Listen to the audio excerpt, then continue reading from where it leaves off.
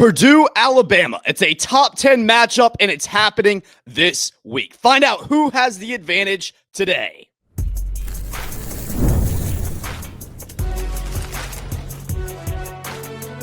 You are Locked On College Crossover, part of the Locked On Podcast Network. Your team every day.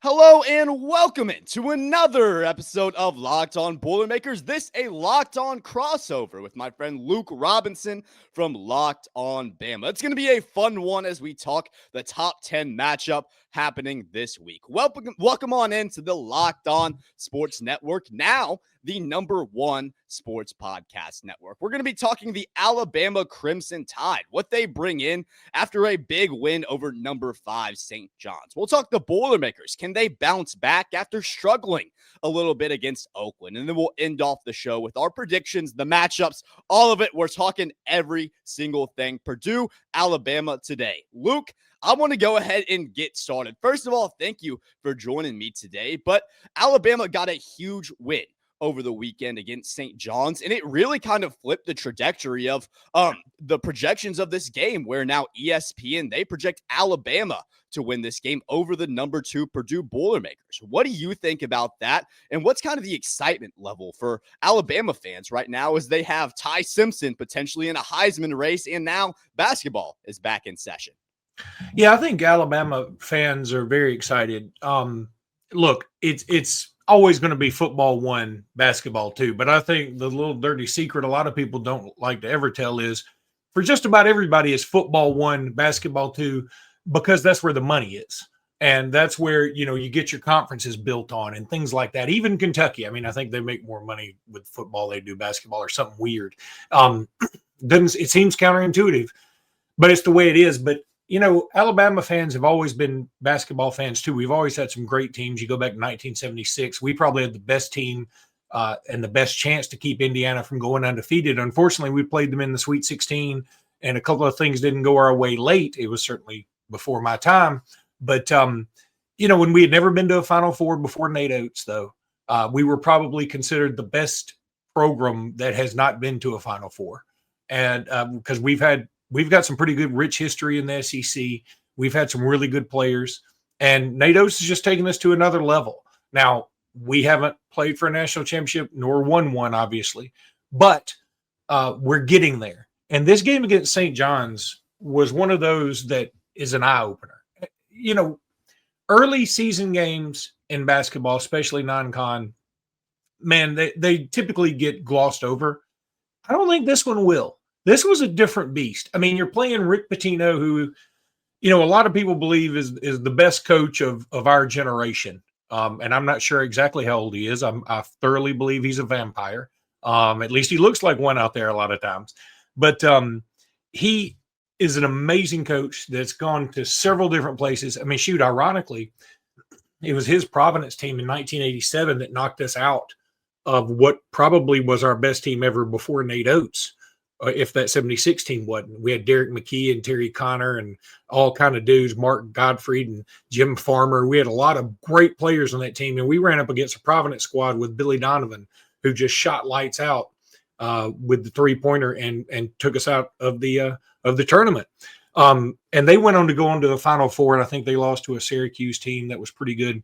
But he's gone to Kentucky, he's gone to Louisville and done well.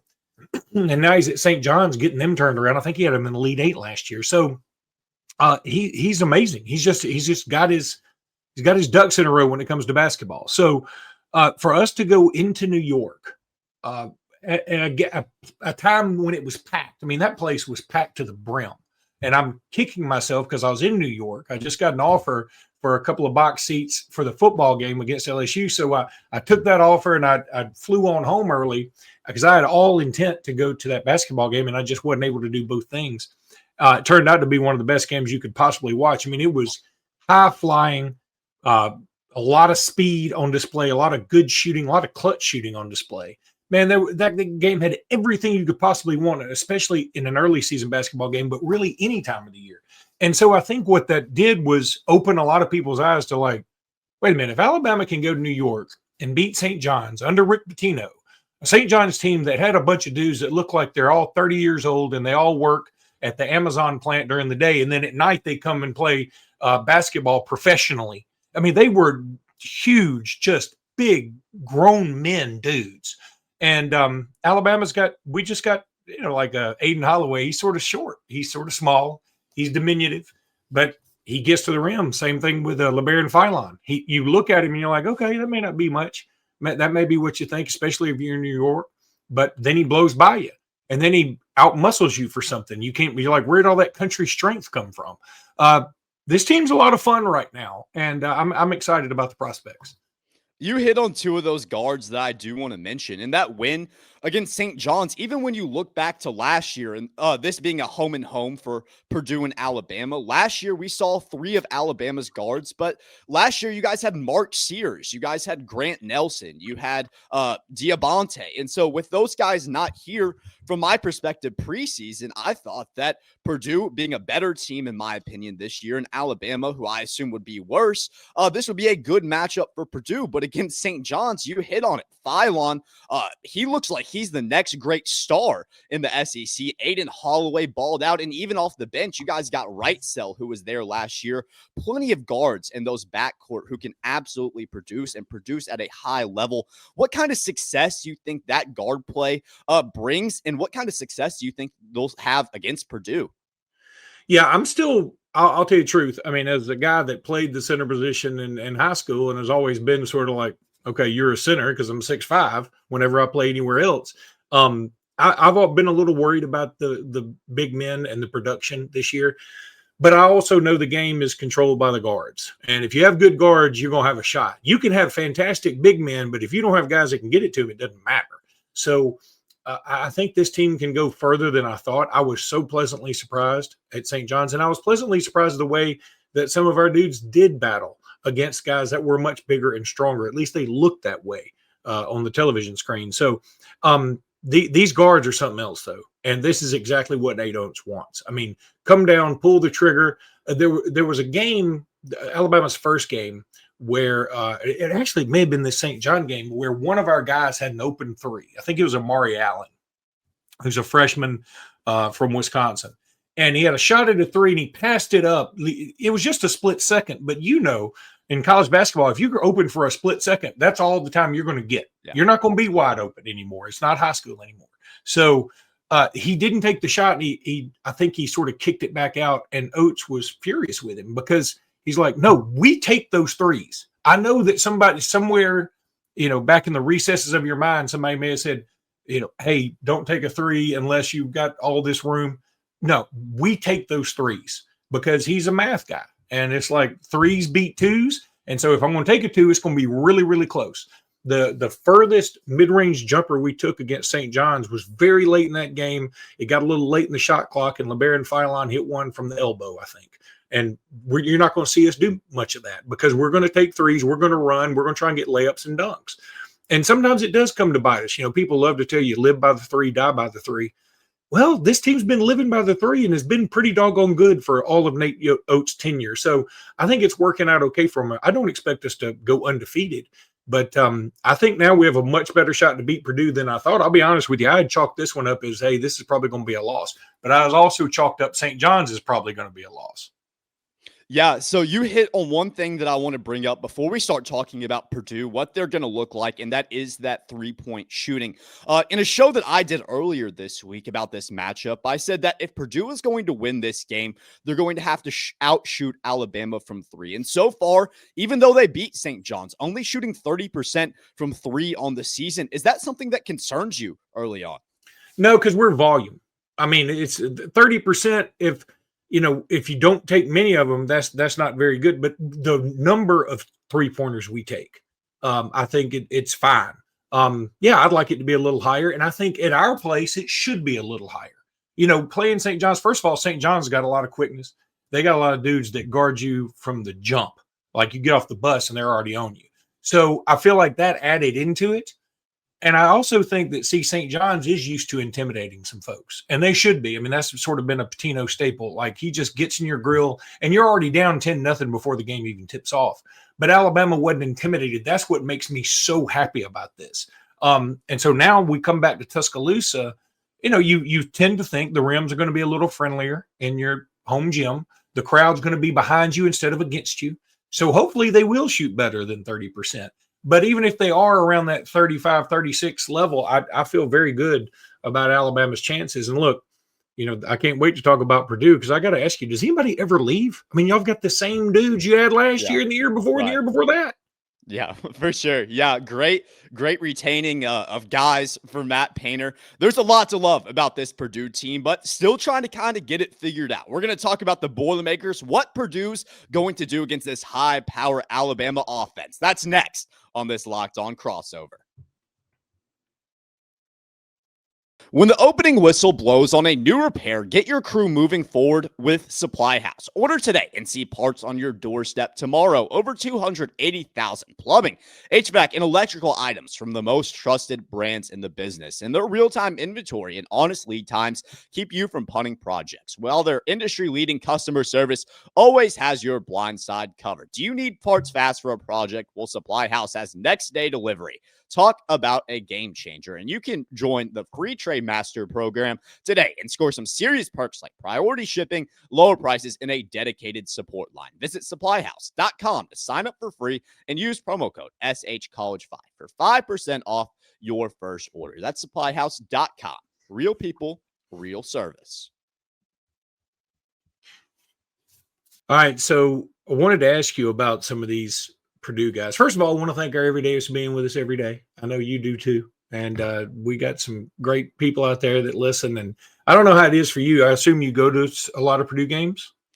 So this is the first year doing the show. A little bit, yeah. So I've been definitely go to a couple. I'd like to start going to more.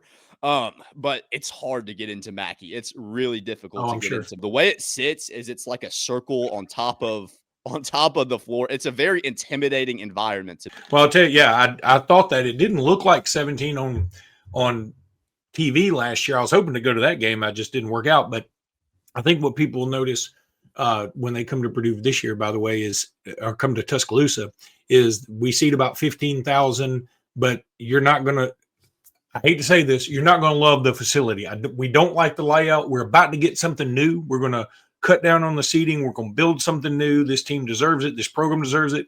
Coleman Coliseum's got a lot of history. It's not the worst place ever. It's certainly not the best place ever, though, in terms of, it's nice in terms of the way it looks on the inside and like in the cores and things, but the way it's laid out, don't love it. So it'll be a little different for any of you Purdue fans coming, but hopefully you'll have a good time. I do want to ask about Purdue in terms of, like, it seemed the retention y'all have is nuts. I mean, every year, everybody else is losing somebody to the portal that they didn't think they'd lose. And everybody just stays at Purdue. I don't know if it's that they love Matt Painter or if it's just they get a bunch of local guys. What is the allure to stay there for so long? Because I don't hear of anybody leaving Purdue and transferring to anywhere else. Yeah, absolutely. So a lot of it comes down to the culture, and then a lot of it comes down to the type of guys that Matt Painter recruits. So if you think to maybe a Kentucky, where the identity that Mark Pope sets over there, and largely through John Calipari, was recruit one and done guys. Get guys that are going to be NBA ready that you can bring in. They'll have a lot of success, but ultimately they're not going to be at your program for a long period of time. Matt Painter, completely different philosophy. What he is like to do is recruit maybe a 3 or a 4-star guy that he could develop for 4 years. So we saw that with Braden Smith. We saw that with Zach Edey. Nobody that comes through the Purdue, or at least very rare, do we see a guy that's like a 5-star or just this really big blue chip prospect. These guys ultimately end up really good because Matt Painter, he sets his sights on them from 18 years old. He wants to develop these guys, and he's very intentional about who he brings in and why, how they're going to fit his system, not just for the next year, but going on for 3 or 4 years, because that's what he believes. He believes that not college basketball is so much more right now than just recruiting or the transfer portal. He really sets his sights on retaining players. And we've saw that because Purdue brings back 90% of their production this year. We talk about the seniors and Braden Smith, Fletcher Loyer, Trey Kaufman-Rin. Those guys are going to be really exciting this year. But he also brings back Jakari Harris and CJ Cox, who are kind of like our 5 and our 6th man in terms of being these utility guards that are sophomores this year, and you can still develop those guys 3 years to the future. So to your question, I would say it's just kind of a culture thing. That's what Matt Painter has wanted to build. And when you look at the roster from year to year, the ability to retain players in this era of college sports, really an asset that not a whole lot of people talk about, but it may be even more important than maybe recruiting high school guys right now. Yeah, well, he just does an amazing job with keeping his teams together, and the chemistry is certainly very evident, and it's starting to pay off. I mean, Purdue, I know they went to the Final Four, obviously, when we went a couple of years ago, and then they also went, I think, back in the early 80s maybe, and maybe a little bit before that. But I've always thought of Purdue as a team that they should be going to more Final Fours, that throughout this history, because they've always had some really, really good players. I mean, I'm still mad about Glenn Robinson dunking over Sean Peck Love and not getting called for a charge in Knoxville, Tennessee. So, I mean, I know about Purdue to a degree. But are you surprised at all Braden Smith is not leading this team in scoring, or at least not scoring more than 13 points a game? I know we're only 2 games deep, but he does average 10 assists a game, which I guess that makes up for it. Yeah, so Braden Smith is actually on pace to break the NCAA all-time assist record this year. Bobby Hurley had that at Duke. That record's been there for like 30 years at this point. To average that, he needs to average out about 8 assists throughout the course of this season. So I'm not saying that he's necessarily focusing on that when he plays, or that he's chasing that record, and that's the reason that these assist numbers are up and the points are a little bit down to start this season. But what I do think is that we may be seeing a different evolution of Braden Smith in his senior year, where maybe with all the different mouths to feed on this Purdue team, he looks to pass the ball maybe before he shoots it.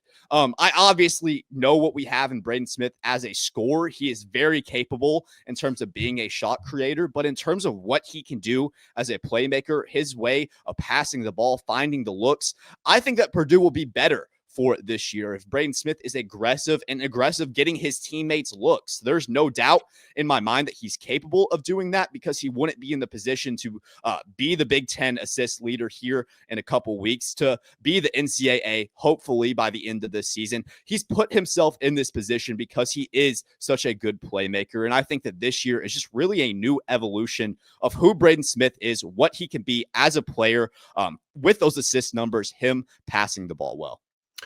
And he certainly had a hand in defeating Alabama last year when we played in West Lafayette. But the guy that really I thought was crucial to y'all's winning that game was Loyer, Fletcher Loyer. I can't believe he's back.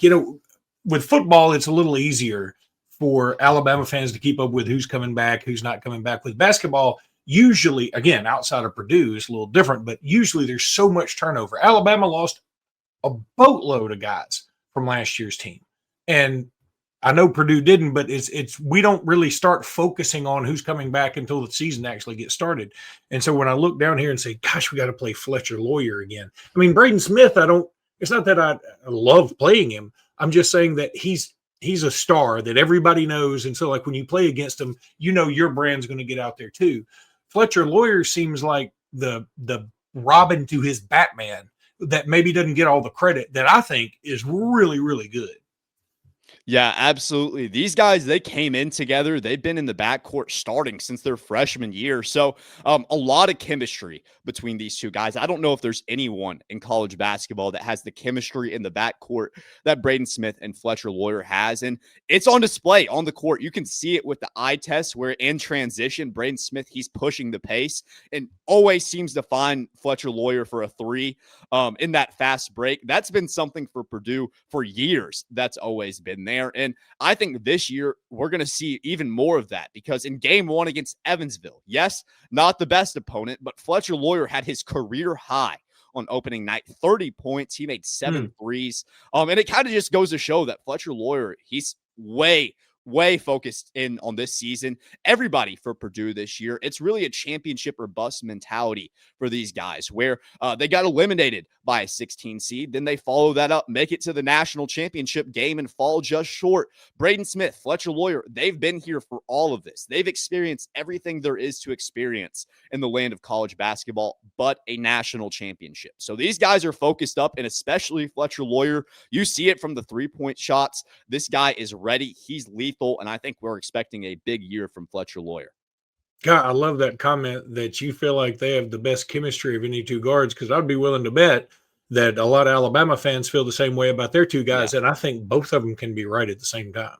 Yeah, absolutely. There's a lot of talent in these two backcourts. I'm sure we're going to talk about that next, where we cover the matchups and we give our predictions for this big top 10 matchup on Thursday. Stick with us here. That's next on this Locked On crossover. The NBA is back, and there's no better place to get in on the action than FanDuel, the official sports betting partner of the NBA. Even if you missed the start of the game or you want to ride the hot hand, FanDuel has live bets on everything from who will score next to fourth quarter comebacks. Plus, you can even combine your live bets into a same game parlay for a shot at bigger payouts. It keeps every game exciting, especially when your team's making that late push. Right now, FanDuel is giving new customers $300 in bonus bets when your first $5 bet wins. So head to FanDuel.com to sign up and play your game with FanDuel, the official sports betting partner of the NBA. We've talked both of these teams. We've talked Purdue. We've talked Alabama. But let's talk these matchups. Let's go player by player in that starting lineup, figure out who has the advantage at each spot, and come to a conclusion of where we think this game is going to go, the final score, who wins. We'll talk all of that. So make sure you stick with us as we end off today's Locked On crossover. Luke, I want to look at Alabama, kind of what they brought out against St. John's. And this is a little bit interesting because on here, it does say that Latrell Wrightsell, he came off the bench. He had 17 points against St. John's, but we'll talk about him too. So I guess we'll talk about 6 guys for y'all. And the first guy, absolutely, Labaron Philon Jr. We talked about him. He is potentially a star matching up against Braden Smith. What do you see in that one? Do you think that Philon is going to be able to really score at will against Purdue? I don't know about score at will. I mean, look, Purdue is a team full of seasoned vets, as we've talked about. Athletically, I mean, Labaron Philon is going to be one of the best ones out there for anybody. And I think that's going to be the case whenever he takes the court. He was a heck of a football player in high school at one time, too. I mean, the guy's rough and tumble, and he's quick as a hiccup, just like Aden Holloway. Aden Holloway, a little bit smaller. For those Purdue fans who don't know, he started out at Auburn. He transferred to Alabama, which is like the weirdest thing ever. Yeah. But he transferred to Alabama, and he's really coming into his own now. Both of these guys were either 5 stars by services or very high 4 stars, and they're both playing like that right now. Labaron Philon, probably one of the biggest surprises to not end up in the NBA draft last year. Right at the last second, he comes back to Bama, and I think it's going to end up being a wonderful thing for him because his name's getting out there more. He's probably going to be drafted higher than he would have been last year. So I think it's a good thing for Labaron. Again, though, scoring when he wants to against this squad, I don't know about that, but he's going to get his points. I mean, Labaron Philon is going to get his. I'm not worried about that. And again, sometimes it's about volume with this Alabama team because when you take a lot of threes, you get a lot of long rebounds a lot of times, and they come right back out to the guards. Wrightsell, he tore his Achilles last year.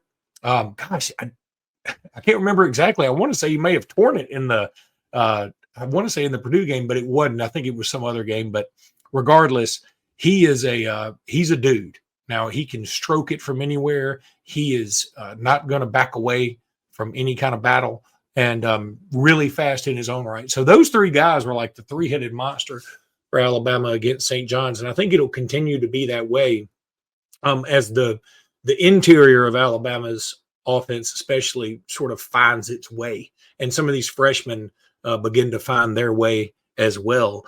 But I think Philon has a good chance. If it's not Philon, I think Loyer will end up being the leading scorer in this game.